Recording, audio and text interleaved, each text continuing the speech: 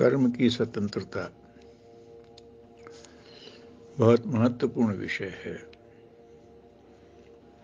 मनुष्य कर्म करने में स्वतंत्र है और कर्म जब कर लिया गया तो फिर वो अपनी धारा पकड़ने में स्वतंत्र है। गीताकार ने स्वयं ही कहा है, कर्मण्येवाधिकारस्ते। ये मनुष्य, तुम्हारा अधिकार कर्म में है। तुम कर्म अपने इच्छा से कर सकते हो, परिस्थितियां तुम्हारी इच्छा से नहीं आएंगी, साधन तुम्हारी इच्छाओं के हिसाब से नहीं जुड़ सकते, लोगों का संग तुम्हें तुम्हारी सुविधा के हिसाब से मिले ना मिले इसकी कोई गारंटी नहीं।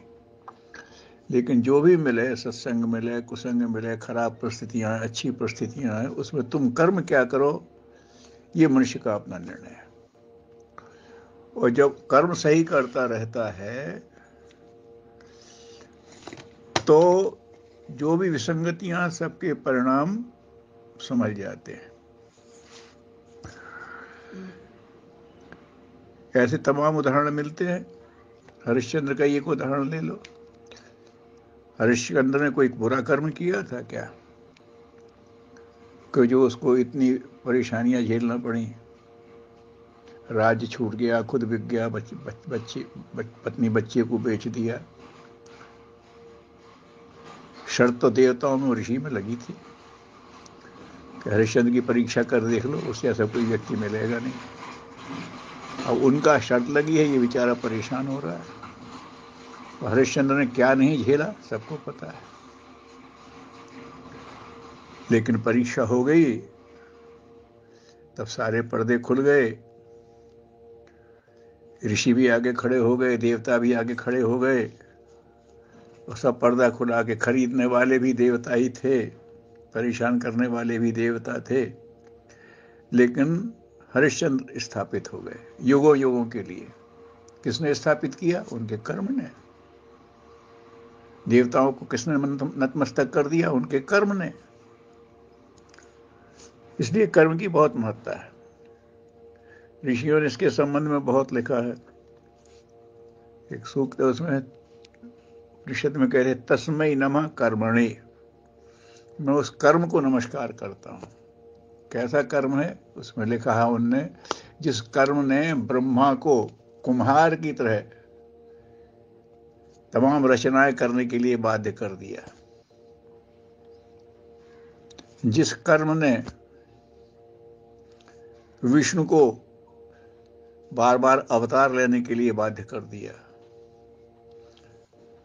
जिस कर्म का संतुलन बनाने के लिए महादेव शिव हाथ में कपाल लिए भिक्षा मांगते निकल पड़ते हैं, ऐसे कर्म को नमस्कार। क्या बात है! क्या है कर्म की महत्ता! तो जो कर्म अगर हमारे अधिकार में है तो फिर उसका महत्व समझना चाहिए। अब लोग क्या करने लगते हैं कि हमने ये कर्म किया, हमें ये फल क्यों नहीं मिला? तो कर्म में अधिकार कहा, फल में अधिकार तो नहीं कहा है। अब तुम्हें तो वो तो बहुत सी चीजें हैं, तुम्हारा कर्म भी है, तुम्हारा प्रारब्ध भी है, लोगों के आशीर्वाद भी हैं, और विभिन्न हैं। वो सब मिलकर के रिजल्ट जो निकलेगा, जो उसका फलित निकलेगा, वो मिलेगा तुम्हें। लेकिन अगर कर्म को तुम महत्व दे लो तो फिर फल की भी कामना नहीं रहती। विनोबा जी ने कहा है,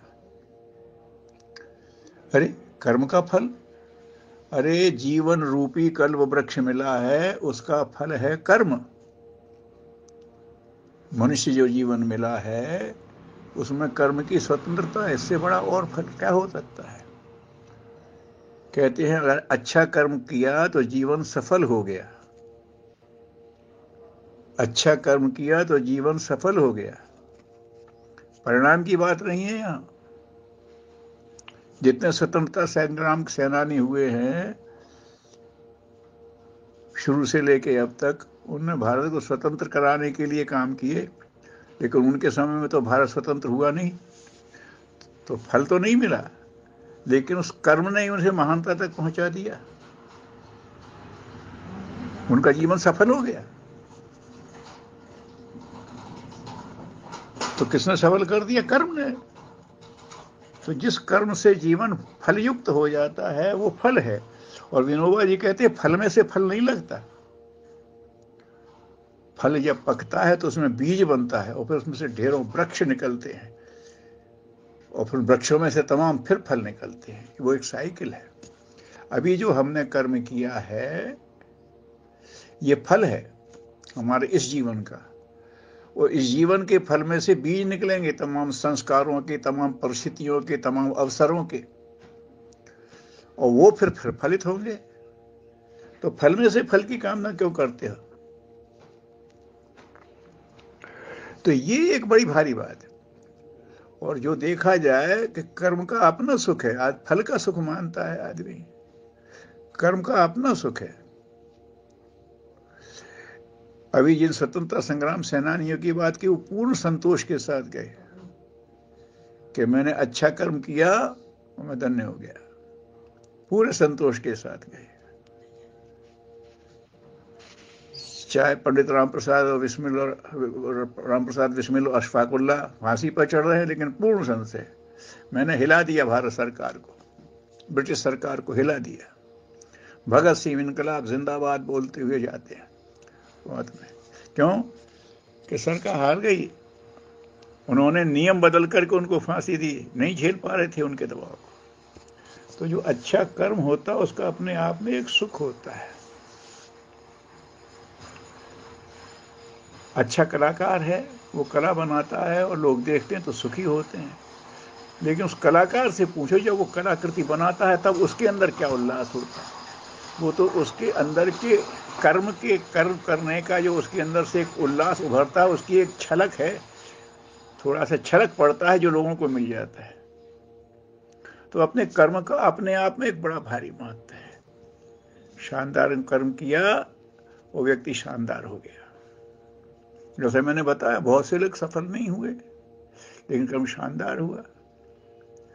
वैज्ञानिक पीढ़ी दर पीढ़ी प्रयास करते रहते हैं, अंत में जाके फल निकलता है, लेकिन वो सब सफल है। सब अपने पूर्व वाले को अपना आदर्श मानता है। किसने? उस कर्म ने पहुंचाया। तो आदमी को कर्म की महत्ता भी समझना चाहिए, कर्म की स्वतंत्रता भी समझना चाहिए, और कर्म में ही सुख लेने की क्षमता। खिलाड़ी खेलता है और मैच होते हैं तो उसमें हार जीत भी होती है, उसकी भी प्रसन्नता है, लेकिन अच्छा खेलने का, अच्छा परफॉर्म करने की क्या प्रसन्नता होती है वो तो कोई खिलाड़ी ही बताएगा। संगीतकार जो गाता है तो लोग खुश होते हैं, कुछ मिल जाता है, लेकिन गाते हुए वो जो भीतर से एक तरंग अनुभव करता है, वो ताकर सुख सोई जाने चिदानंद संतो, उसका सुख तो वही समझता है। इसलिए कर्म के महत्व को समझें। कर्म स्वतंत्र करने की स्वतंत्रता है, और कर्म क्या कर लिया तो फिर वो अपनी स्वतंत्रता से चलाएगा आपको। तो ये मत देखिए, इसीलिए गुरुदेव ने कहा, वाक्य लिखा है, मनुष्य की सफलता की कसौटी उसकी सफलता योग्यता, मनुष्य के मूल्यांकन की कसौटी, मनुष्य के मूल्यांकन की कसौटी उसकी सफलता, योग्यताओं और विभूतियों को नहीं, उसके सद्विचारों और सत्कर्मों को मानेंगे।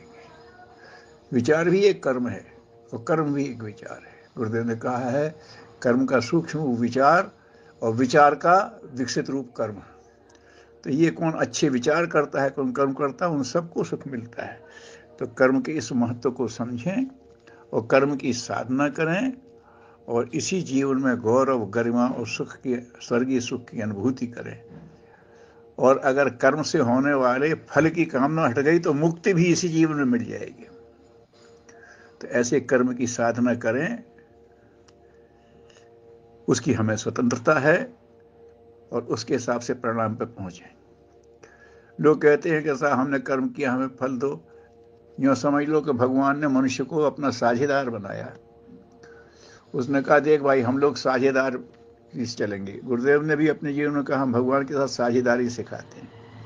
तो भगवान ने कहा अच्छा देखो, अब हम बना रहे हैं कर्म, दुनिया बनाई है, वो कर्म के हिसाब से फल मिलेगा। अब बोलो मनुष्य तुम काय का चयन करते हो, तो मनुष्य ने समझदारी की, जब फल कर्म के हिसाब से मिलेगा तो मैं कर्म का चयन का अधिकार मांगता हूं, दे दिया। फिर तुम्हारे कर्म के हिसाब से फल मैं दूंगा।